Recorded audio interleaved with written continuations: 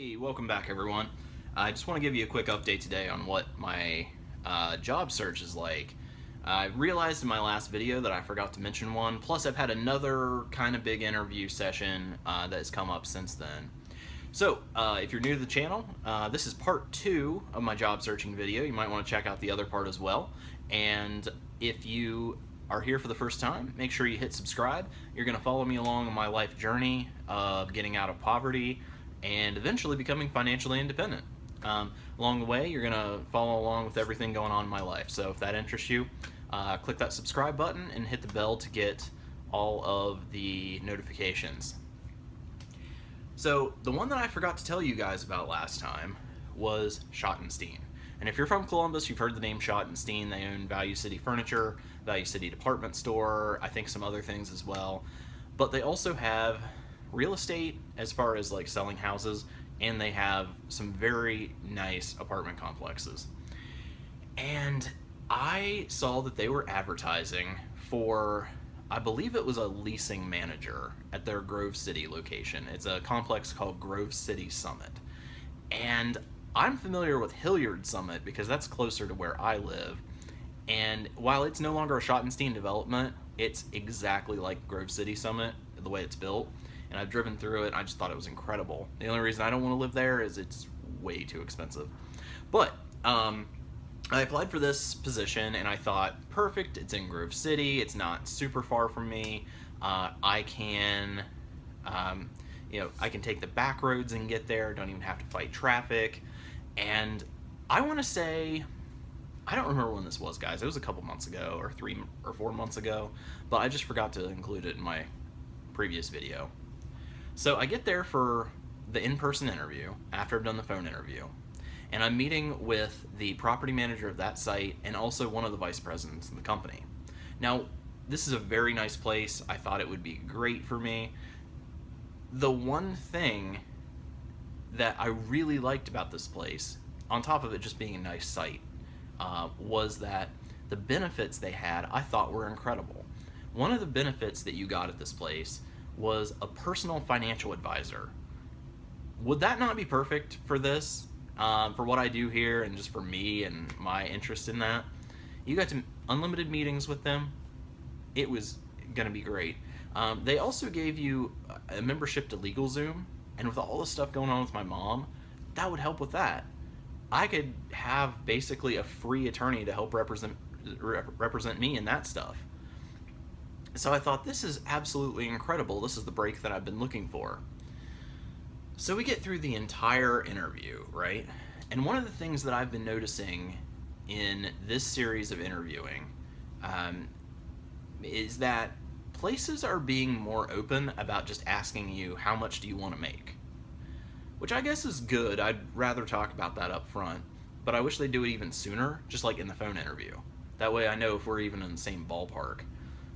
Because the wages vary wildly in this industry, even in the same city.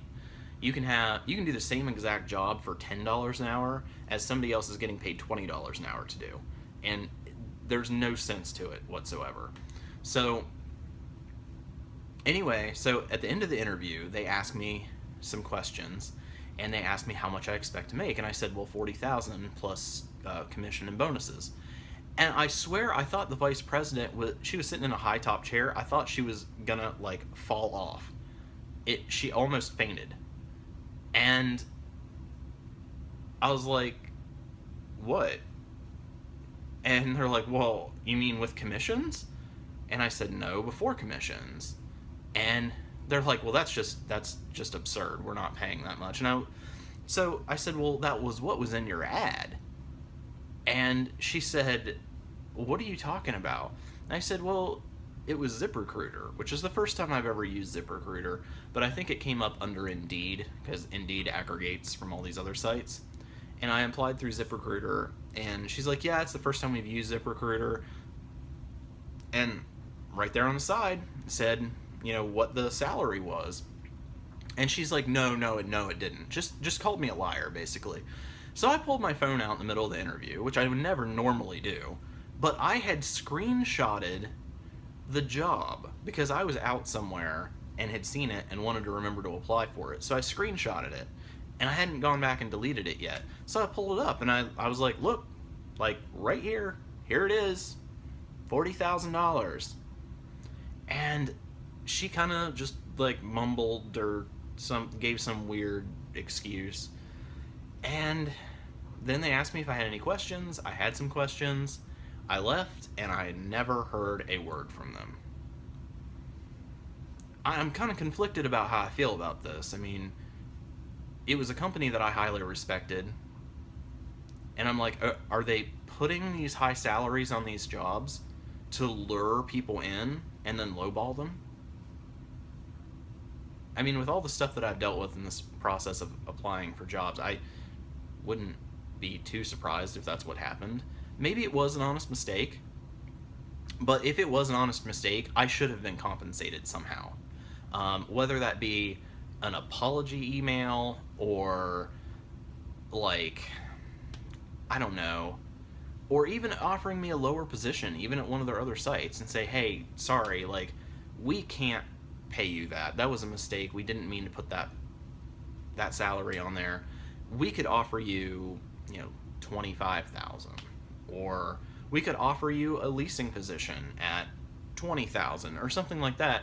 And at least that way, I could feel like they weren't just being shady, because what ended up happening is I just got no response at all. Like, I followed up by email, left a voicemail at the site, nothing.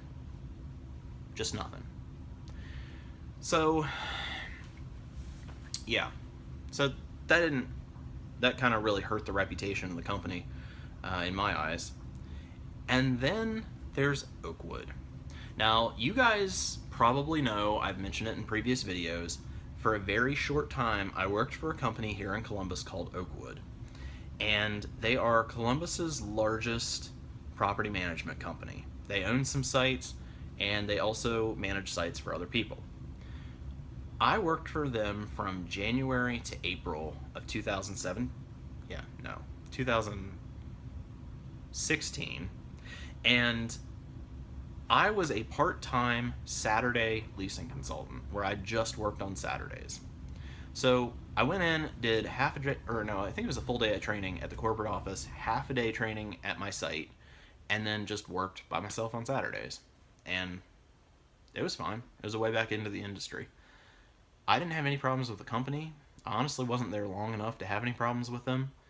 And I know that in the past, when I've applied for Oakwood positions, they have contacted my property manager there, and she's given me just a glowing review.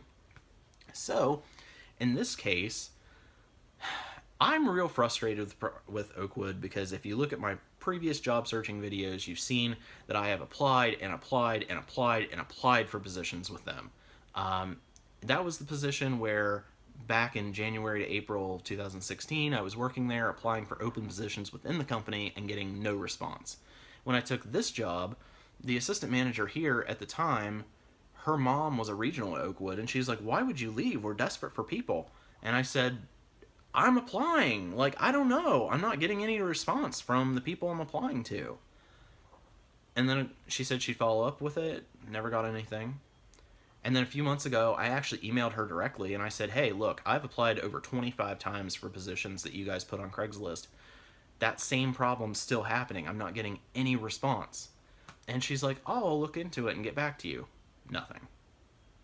So,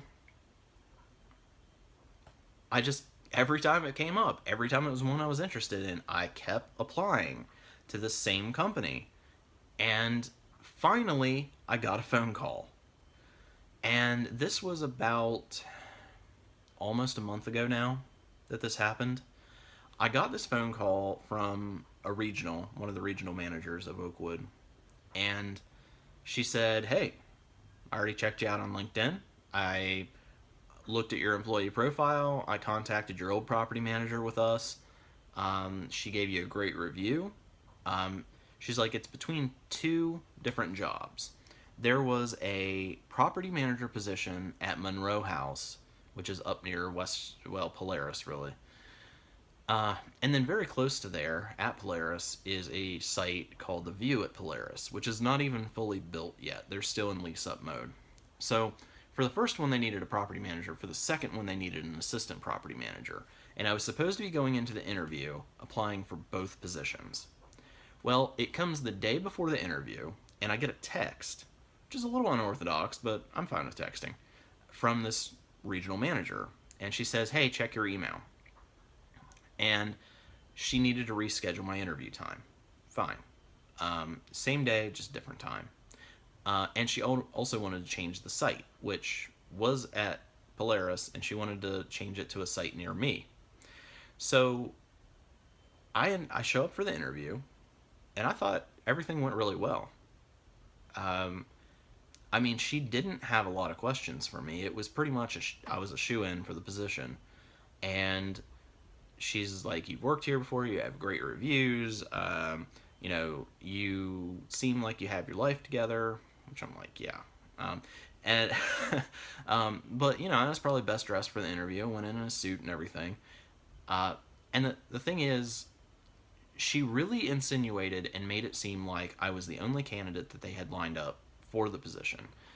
The only thing that I thought was a little slightly shady is that by the time I got to the interview, she said she had chosen me for the assistant manager position, not the property manager, which I just wish I would have been told before I went in there, because I was preparing for interviews for both positions and I had researched both sites and taken the time to do that.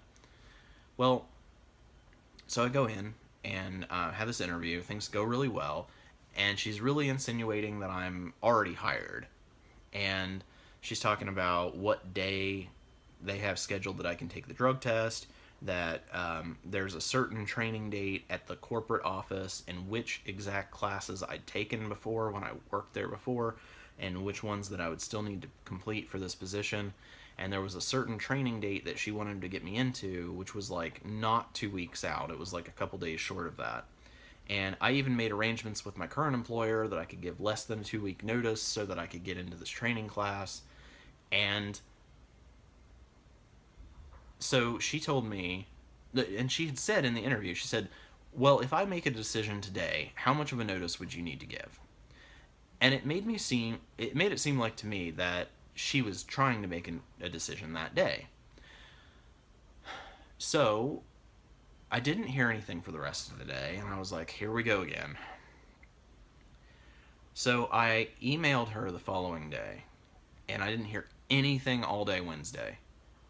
Or no, was it Tuesday? Anyway, whatever day it was. Didn't hear anything all day. The very end of the day, she emailed me and said, I have 2 more interviews on Thursday, and I hope to make a decision soon. So now I'm like, well, wait a minute. You made it out to me like you didn't have any other interviews, and you were making a decision yesterday. So I go through Thursday, and I don't hear anything. So on Friday, I texted her, because remember, we'd been texting back and forth, and I asked her to just not to follow up with me, just like let me know what's going on. And then I also said, hey, I talked to them, I can give less than a 2-week notice so that I can get into that training course. Heard nothing back. I think it was like the following Monday, I emailed her and I was like, hey, I'm just following up, want to let you know, that I'm able to basically start whenever. No response. I texted her another couple of times over the next couple weeks. I emailed her a couple more times over the next couple of weeks. Nothing. Just absolutely nothing. Oh, and on that same week I did the interview, she had said that she had 2 more interviews on Thursday. Well, on Thursday morning, first thing, she reposted the ad on Craigslist for the assistant manager position, which makes me think that maybe she didn't even have any other candidates. And then that same day, she posted ads for full-time leasing positions at that site.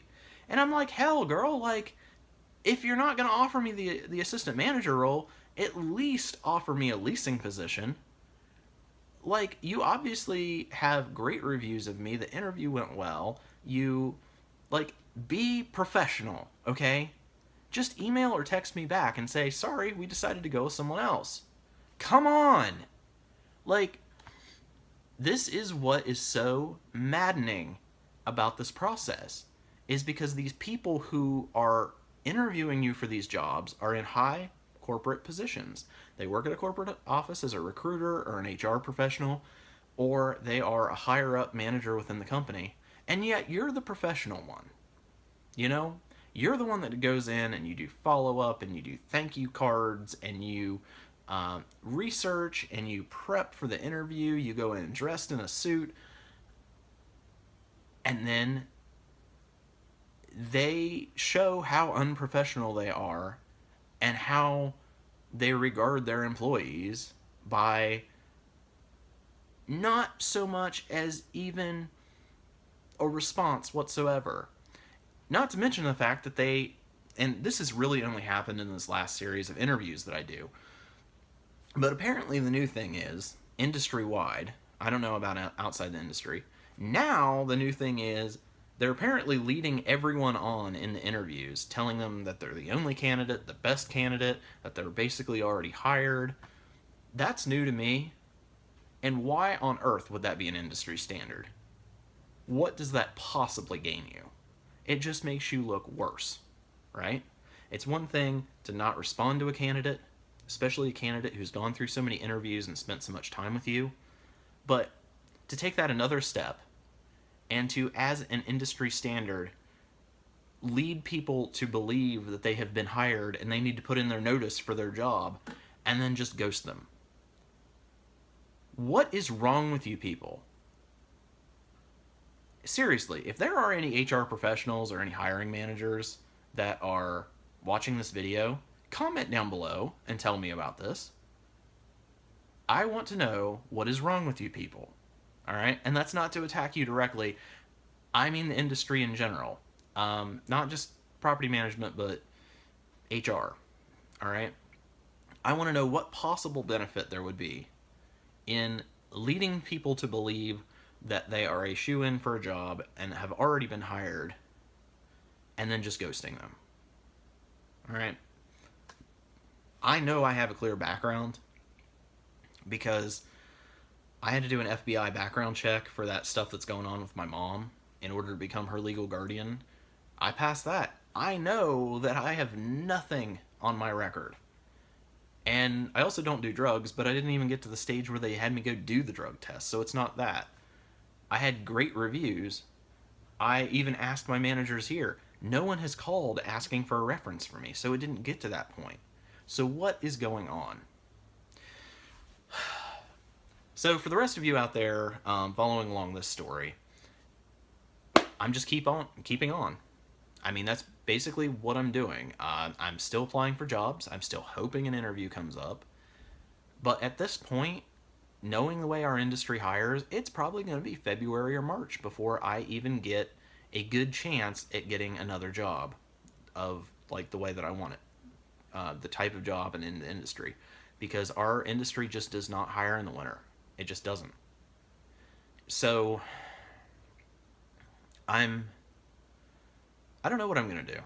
I don't know how long I'm going to be here, and I don't know how long, well, and I don't know, maybe I should just go get a seasonal job at a warehouse. It pays just as much as what I do here, and I could probably get some overtime, get some extra money.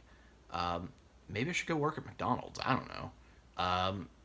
But the thing is, it's just really frustrating because I don't understand what's going on, and I've done everything right to get in the position, and I just feel like it's not being handled professionally.